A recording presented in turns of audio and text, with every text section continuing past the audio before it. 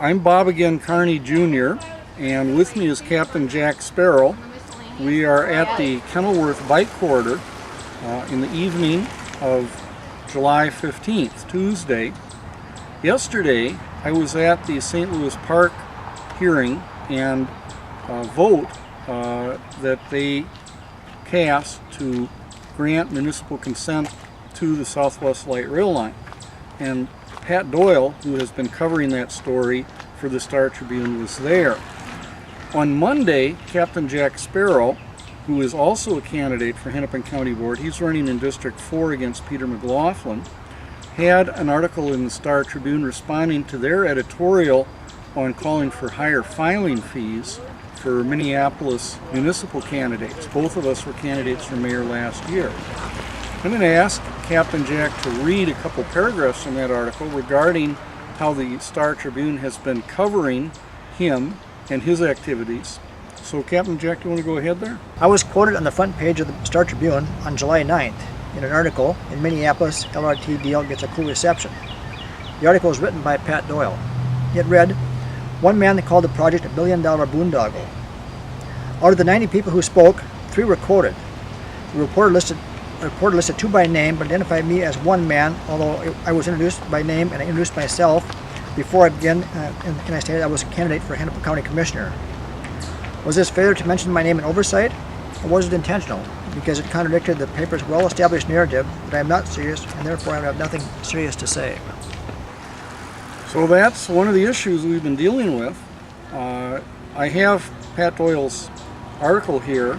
He quoted Mary Pattock and also quoted Gerald Savage. But his relevant paragraph says, "One man called the project, quote, a billion-dollar boondoggle," unquote. That was Captain Jack's quote. And again, Pat Doyle did not attribute it. Had he attributed it, he probably would have also had to have noted that Captain Jack was a candidate for Hennepin County Board. But it appears to us that the Star Tribune doesn't want people to know that there are candidates for Hennepin County Board that are challenging the Southwest Light Rail. We're going to take a look now at a video that I took at the Monday meeting at St. Louis Park, where I asked Pat Doyle about this. And I think you'll see that he appears to be obtuse in almost refusing to understand what I think was a very clearly stated question, and in fact a question that I stated 3 times. So we'll take a look at this and you'll be able to judge for yourself. We'll continue to follow up on this. No, that's right. Mr. Pat Doyle, today Captain Jack had an article in the Star Tribune. He said you quoted 3 people at the public meeting on Southwest Light Rail in Minneapolis. You attributed quotes to 2 of them, but you did not attribute his quote to him. Is that correct? If so, why? I'm not sure what you're talking about. There was a public hearing or public meeting last week about Southwest Light Rail. You covered that for the Star Tribune, and you quoted 3 people. 2 of them you identified by name. He says that you did not attribute his quote to him, although he was introduced, although he introduced himself again, and although you know who he is. Is that correct, that you quoted him but did not attribute him? And if so, why?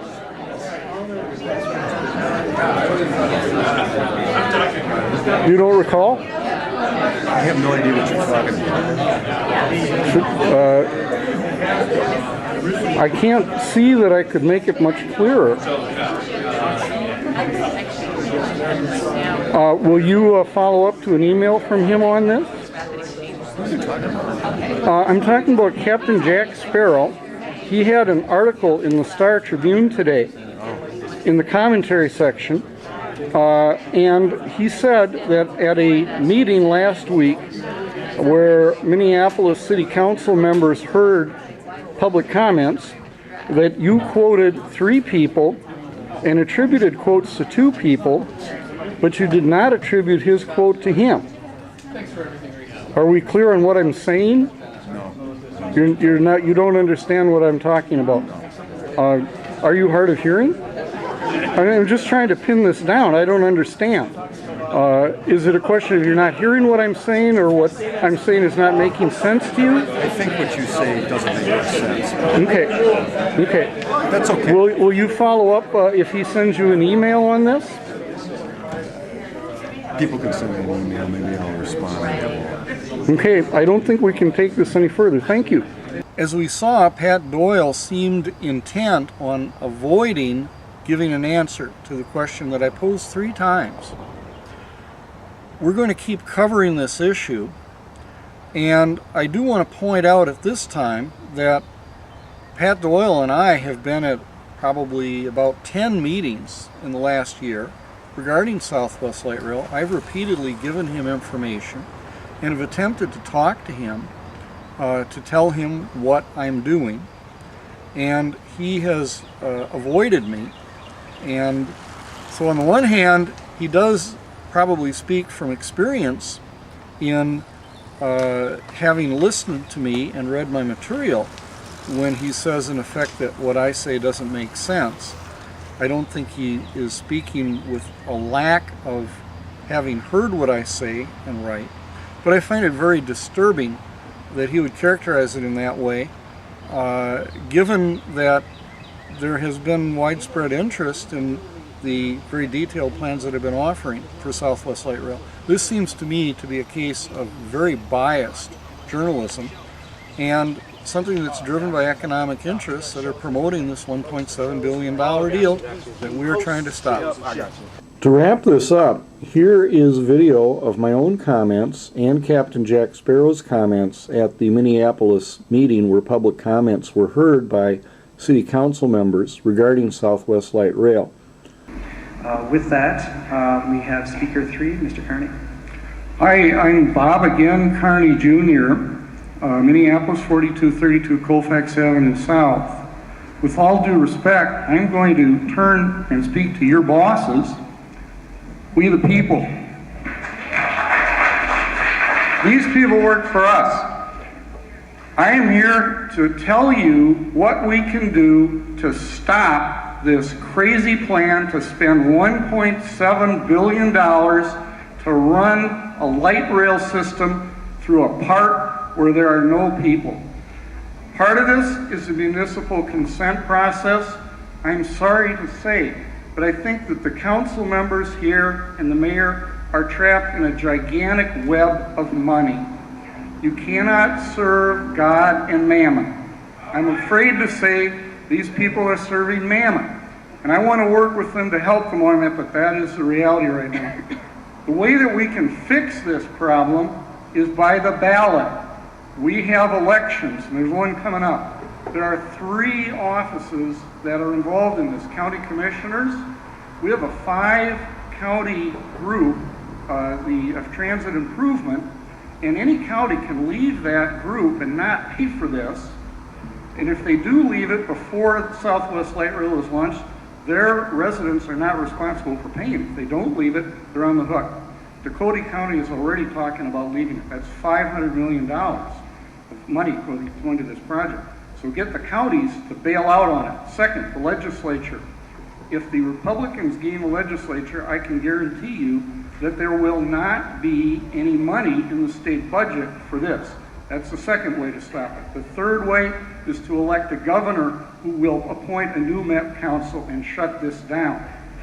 These are our alternatives. I hope that you'll all work with me to stop this crazy plan. Thank you. Thank you. Mr. Sparrow? Yes, I'm Captain Jack Sparrow. I live at 3522 Bloomington Avenue South.